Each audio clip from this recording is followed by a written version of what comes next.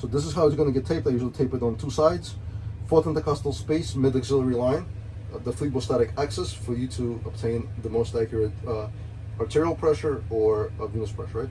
So we tape this to the patient. So now pretend this is already on the patient. And we connected it to the monitor, which I already showed you, right? I removed my label, so let me relabel it again, right?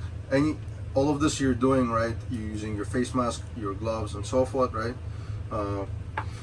I took the gloves off now so that I can show you easy connection, so you guys can see. Now we said if we are doing the arterial line to the patient, we're going to pretend this is an arterial catheter, and we're going to say we're pretending that this catheter is running on the patient's radial line. So imagine I'm laying right here, and this catheter is sitting in my radial artery, right? So this portion of your transducer is going to be connected to the arterial line. So you want to definitely use your face mask, aseptic technique, right? And you're going to connect it like so. I'm going to put another tape here so it doesn't move. So we're going to pretend, right, we connected our setup to the patient, right, so that you guys can see it clearly, right? So monitor is done. This is phlebostatic axis, fourth intercostal space, mid axillary line. Your bag where you hung it doesn't matter. I usually put it right on the stretcher, right? So now what we got to do is we got to zero the system. It's not zeroed. So what does all that means? It means when I zero the system, I'm going to take away the atmospheric pressure away, and so what the machine is reading, it's only reading the pressure that the patient is making. What the transducer does, it's a strain gauge. So it's measuring the fluid pressure, and it's converting to an electrical signal. So it's measuring the pulsations of the fluid in the artery, and it's converting it directly to the electrical signal.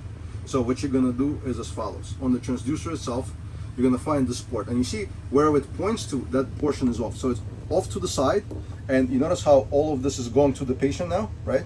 So what I'm going to do is I'm going to turn this off to the patient. So I turn my transducer off to the patient. I'm going to open my cap. If you did this right, I'm going to pull on the tab, and you should see normal saline come out. See how it's dripping?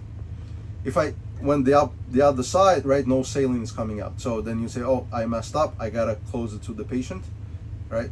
You see fluid come out, right? Now we're open to the atmosphere. What you're gonna do now is you're gonna move your dial, right? You're able to see the monitor, right? Mm-hmm. You're gonna go in here on the P1 or arterial label, and you're gonna say 0. You're gonna scroll down, and click 0. It says P1 0. It will automatically zero the system. Right? You don't have to do anything, you just have to wait. So we're waiting, right? It says P10. You're going to then go ahead and replace your cap back. Once I replace the cap, I'm going to close it off to the cap. So now I have connection to my patient. And right away, you're going to see oscillations. I'm going to move it myself so you'll see what it looks like. You see how the screen shows you a little bit of a waveform and it gives you numbers, right? It's because I'm kind of moving it, right? But what's going to happen is, in real life, right, you will see a blood pressure appearing, right, and you could adjust the scale, right? So here I think I have auto scale, right, but you could adjust the scale any way you want. So let's say we believe the pressure is between on the patient, maybe it's hypotensive 0 to 60, maybe it's 0 to 120, so pick the appropriate scale. So let me just put 0 to 60, click home, and then let me see what that does. So you see the pressure appearing.